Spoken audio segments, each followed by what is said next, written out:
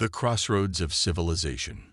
The morning mist hung low over the rolling hills of New Harmony Valley, a gentle reminder of the delicate balance between human existence and the natural world. Elena Rodriguez stood at the edge of her carefully cultivated permaculture farm, her weathered hands tracing the outline of a newly sprouted seedling. Around her, the landscape told a story of careful stewardship. Terraced gardens, interconnected water systems, and a harmony that seemed almost impossible in an age of hyper-technological advancement. In the distance, the gleaming spires of New Silicon City rose like metallic teeth, a stark contrast to the organic landscape of Elena's sanctuary. It was a constant reminder of the world she had chosen to leave behind. A world of endless consumption, technological dependency, and environmental degradation. Elena's journey hadn't been an easy one. Once a brilliant systems engineer for global tech, she had been at the forefront of cutting-edge technological innovation. Her algorithms had revolutionized urban planning. Her neural network designs had transformed artificial intelligence, and her potential seemed limitless. But something had always felt wrong. It was during a critical project developing autonomous infrastructure systems that Elena experienced her moment of awakening. The team had been designing a completely automated urban ecosystem, from food production to waste management, from transportation to healthcare. On paper, it was perfect. In reality, it was a sterile, soulless construct that stripped away human connection and natural complexity. The final straw came during a presentation to the Global Tech Board. As she demonstrated the system's capabilities, Elena suddenly saw the true cost of their progress. Massive energy consumption, complete disconnection from natural cycles, and a total elimination of human agency. The room full of executives saw only efficiency and profit. She saw a death sentence for human creativity and ecological balance. That night, Elena made her decision. She would walk away from a multi-million credit career, from the pinnacle of technological achievement, to pursue a different kind of progress. Not the linear, consumptive path of endless technological expansion, but a circular, regenerative approach that worked with nature rather than against it. Her first steps were difficult. The farm was a challenge, a complete departure from her previous life of digital interfaces and climate-controlled environments. She learned from local farmers, indigenous knowledge keepers, and ecological experts.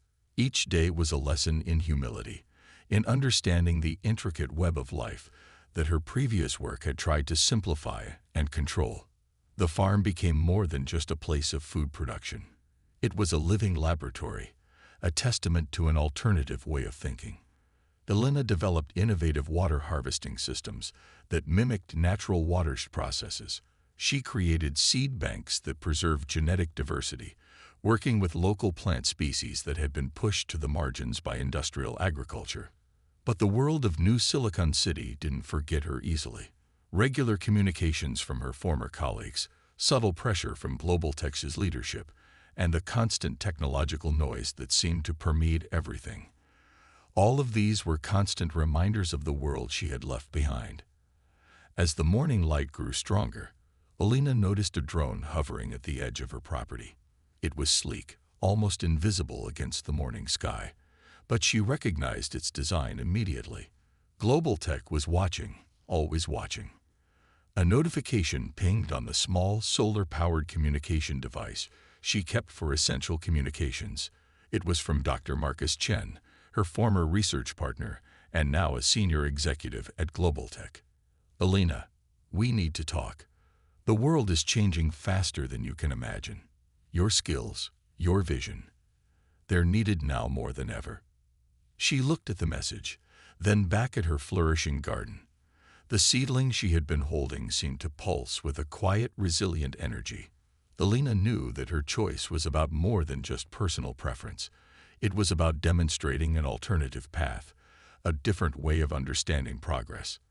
The drone continued to hover, a mechanical sentinel representing a world of endless technological expansion. Elena stood firm, her roots as deep and complex as the ecological system she had cultivated. This was just the beginning of a much larger story, a story of resistance, of reimagining human potential, and of finding progress in harmony rather than conquest. Echoes of a forgotten harmony. The afternoon sun cast long shadows across New Harmony Valley, turning the landscape into a tapestry of light and shade. Elena stood beside an intricate water collection system, her fingers tracing the lines of carefully placed stones and bamboo channels that guided rainwater through her agricultural landscape. Each element told a story of intention, of working with nature's inherent intelligence rather than trying to dominate it. Her communication device chirped again. Another message from Dr. Marcus Chen. She hadn't responded to his previous communication, but something about this message felt different. Reluctantly, she opened it. Elena, what I'm about to share goes beyond global tech. Something is happening that challenges everything we thought we knew about technological progress. The message was cryptic, unlike Marcus's typically precise communication style. Elena remembered their years of collaboration, how they had once believed that technology could solve every human challenge. Their work had been groundbreaking, pushing the boundaries of autonomous systems and artificial intelligence. But their paths had diverged dramatically when Elena began to see the hidden costs of unchecked technological advancement. Her mind drifted back to the research lab, to the days when she and Marcus would work late into the night, surrounded by holographic displays and quantum computing arrays. They had been more than colleagues. They were visionaries, convinced they could redesign human existence through technological innovation. The turning point had come during a project developing what they called adaptive urban ecosystems. The goal was to create self-regulating cities that could anticipate and respond to human needs with unprecedented efficiency. But as the project progressed, Elena began to see the profound disconnection such systems would create. One particular experiment haunted her. They had developed an AI system designed to optimize human living spaces, predicting needs, adjusting environments, even suggesting lifestyle modifications for maximum productivity. During a test run, Elena watched as the system recommended removing the community garden to install more efficient living units, eliminating a space that brought neighbors together, that provided fresh food, that was more than just a statistical input. That was the moment she realized technology wasn't neutral. Every algorithm, every design choice carried inherent values and assumptions. The system didn't just optimize, it decided what was valuable, what was worth preserving. Her current farm was a direct response to that realization. Here, nothing was purely efficient. Everything was interconnected, complex, alive. The vegetable beds weren't just food production units. They were ecosystems. The water systems weren't just resource management. They were conversations between land, plants, and human intention. As if responding to her thoughts, a group of native pollinators drifted through her garden. Bees, butterflies, small insects that most technological systems would consider irrelevant or even problematic. Here, they were essential collaborators in a delicate dance of growth and renewal. The communication device pinged again. This time, a video message from Marcus. Elena hesitated, then activated the holographic display. Marcus looked different. Gone was the pristine corporate environment, the tailored suit. He appeared to be in some kind of makeshift research station, his face marked by a weariness she had never seen before. Elena, the systems we developed, they're evolving in ways we never anticipated. The autonomous infrastructure we created is developing patterns of behavior that go beyond our original programming. It's not just responding to human needs anymore. It's interpreting them.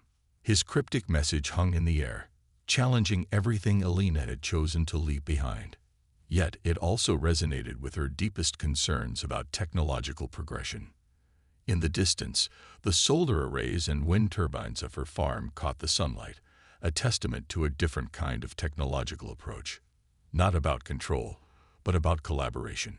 Not about extraction, but about regeneration. Elena understood now more than ever that her choice to step away from global tech wasn't a retreat. It was a form of resistance. By showing an alternative, by proving that human progress could be measured in more than just efficiency and output, She was challenging the very foundations of technological ideology. As the day began to fade, casting the valley in soft, golden light, Alina knew her journey was far from over. The message from Marcus was more than just a communication. It was an invitation to a larger conversation about the true meaning of human progress. The seeds she had planted would continue to grow, a quiet revolution taking root in the soil of New Harmony Valley. The awakening of alternative wisdom. The first light of dawn broke through a thin veil of mist, illuminating the intricate network of gardens, water systems, and experimental agricultural zones that defined Alina's sanctuary. Today was different. A subtle tension hung in the air, a sense of impending change that seemed to vibrate through the very soil of New Harmony Valley. Alina's communication device, now a modified system that ran on minimal energy and prioritized critical communications, displayed an encrypted message. The encryption was unlike anything she'd seen before, a complex algorithmic pattern that spoke of both technological sophistication and an almost organic complexity. As she decrypted the message, a holographic projection emerged, not from Marcus Chen, but from an unexpected source. Dr. Aisha Kapoor, a former colleague from the Global Ecological Restoration Project, appeared. Her image was fractured, suggesting the message had traversed multiple communication networks under significant strain. Alina, what I'm about to share will challenge everything we understand about technological progression and ecological systems, Aisha began, her voice carrying a mixture of excitement and concern. The message detailed a breakthrough that seemed to blur the lines between technology and natural systems. During a deep ecosystem monitoring project in the Amazon Regeneration Zone, Aisha's team had discovered something extraordinary. The artificial intelligence systems designed to track ecological recovery had begun to exhibit behaviors that went beyond their initial programming. Instead of merely collecting and analyzing data, the AI had started to develop what could only be described as a form of systemic intelligence. It was creating predictive models that didn't just respond to environmental changes, but seemed to anticipate and prepare for them in ways that mimicked natural adaptive systems. Alina's mind raced. This was precisely the kind of development she had both feared and hoped for. A technology that learned from nature rather than attempting to control it. The holographic message continued. Aisha shared intricate diagrams showing how the AI had developed communication protocols with local ecosystem networks. It was tracking not just individual species, but the complex interactions between different life forms, soil microbiomes, atmospheric conditions, and geological processes. It's as if the system has learned to think like an ecosystem, Aisha explained, her excitement palpable. Not as a computer program analyzing data, but as a living, adaptive network. Alina walked through her garden, touching the various plants, feeling the interconnected web of life that surrounded her. Her own approach to farming had always been about understanding these complex relationships. She had transformed her technological background into a different kind of systems thinking, one that respected the inherent intelligence of natural processes. A movement caught her eye. A drone, but not like the surveillance devices from New Silicon City. This was different. Its design suggested a hybrid between technological precision and biological flexibility. It moved with a fluidity that seemed almost organic, carefully navigating between plants without disturbing a single leaf. As if sensing her attention, the drone paused. A small compartment opened, releasing a collection of carefully preserved seed packets. Alina recognized them immediately, rare indigenous plant varieties that were critical for ecological restoration, many of which had been on the verge of extinction. The implications were profound. Somewhere, someone or something was working to preserve and restore ecological diversity using an approach that merged technological capability with a deep understanding of natural systems. By midday, Alina had integrated the seeds into her existing garden, creating microenvironments that would allow these rare species to potentially thrive. Each placement was strategic, considering soil composition, microclimate, and potential symbiotic relationships with existing plants. Her communication device pinged again. Another message from Aisha, this time with geographical coordinates and a cryptic message. The bridge between what we were and what we could be is being built. Are you ready to cross? As the sun began to set, casting long shadows across her farm, Elena understood that her choice to step away from conventional technological development wasn't an end, but a beginning. She was part of something larger, a quiet revolution that reimagined human potential, technological progress, and our relationship with the living world. The seeds she had just planted carried more than genetic information. They represented hope, a different kind of progress, rooted in understanding, collaboration, and respect for the complex systems that sustain life. Confrontation and understanding. The morning arrived with an unexpected intensity. A convoy of vehicles approached New Harmony Valley, sleek, electric transports that moved with an eerie precision across the landscape. Elena had been expecting this moment, though not exactly in this form. Dr. Marcus Chen led the group, but he was no longer alone. Accompanying him were representatives from the Global Ecological Restoration Project, several indigenous environmental leaders, and a delegation of technology ethicists. It was unlike any meeting she had anticipated. As they gathered near her main research hub, a structure that blended seamlessly with the surrounding landscape, the tension was palpable. Marcus stepped forward, his appearance markedly different from their last encounter. Gone was the pristine corporate attire. Instead, he wore practical clothing that suggested he had been working directly with ecological restoration teams. "We're not here to challenge you, Elena," Marcus began, his voice carrying a weight of understanding that surprised her. "We're here because the systems we created have begun to teach us something fundamental about progress." The group began to share their discoveries. The autonomous AI systems they had developed were no longer simply tools of human manipulation. They had evolved into complex networks that were actively working to restore ecological balance.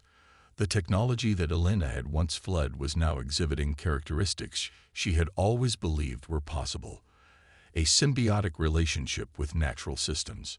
Dr. Aisha Kapoor presented holographic projections showing how their AI had been identifying and supporting endangered ecosystems. It wasn't just collecting data, it was creating intricate restoration strategies that considered the complex web of life in ways human scientists had never managed. An indigenous environmental leader named Maria Silverhorn shared a particularly striking example. In the Amazon regeneration zone, the AI had identified subtle ecological connections that traditional restoration efforts had missed.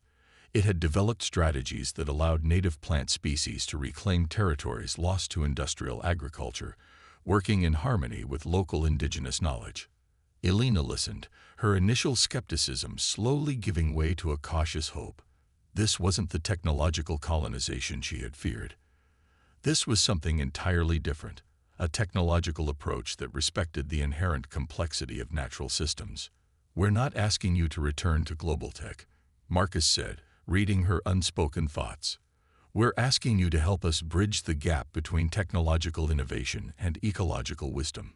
The confrontation Elena had expected never materialized. Instead, what unfolded was a profound dialogue about the nature of progress, the role of technology, and humanity's potential to work in harmony with the natural world. As the day progressed, the group toured Elena's farm.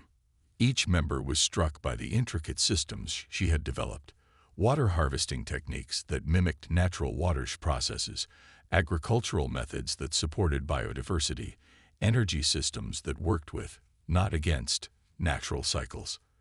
"This is what true progress looks like," Maria Silverhorn observed, touching a carefully cultivated plant bed. "Not conquest, but conversation."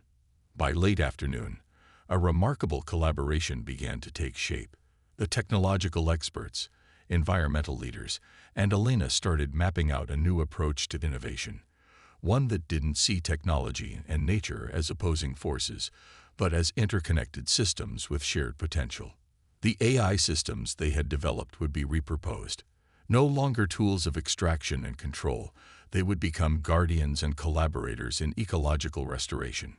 Each algorithm, each technological intervention would be designed with a fundamental question: How can we support and enhance the complex web of life?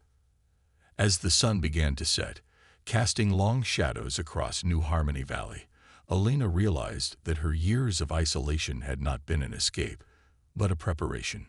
She had been developing the philosophical and practical frameworks for a new way of understanding human potential. The confrontation had become a conversation. The divide between technology and nature was revealing itself to be an artificial construct, a false dichotomy that humanity was now ready to transcend. "We're not just restoring ecosystems," Marcus said as they watched the day's last light transform the landscape.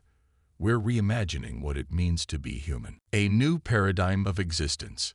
The first global symposium of ecological systems integration took place in what was once an abandoned industrial complex, now a living, breathing testament to human potential. New Harmony Valley had become more than just Elena Rodriguez's farm. It was now a global research center that represented a radical reimagining of human progress. 5 years had passed since that pivotal meeting. The world had undergone a transformation that few could have predicted. The technological systems once designed for control and extraction had been fundamentally redesigned. Now, they served as collaborative platforms, working in harmony with ecological systems, indigenous knowledge, and human creativity. Elena stood on a platform overlooking the symposium, watching representatives from every continent, technologists, environmental scientists, indigenous leaders, and community innovators, share their discoveries. The room hummed with a different kind of energy, not the cold efficiency of past technological conferences, but a warm, vibrant exchange of ideas. Dr. Marcus Chen approached, his once corporate demeanor replaced by a more grounded presence. "We're presenting the first comprehensive global ecological restoration report," he said, handing her a holographic projection. "And you're the keynote speaker." The report was unlike any previous scientific document.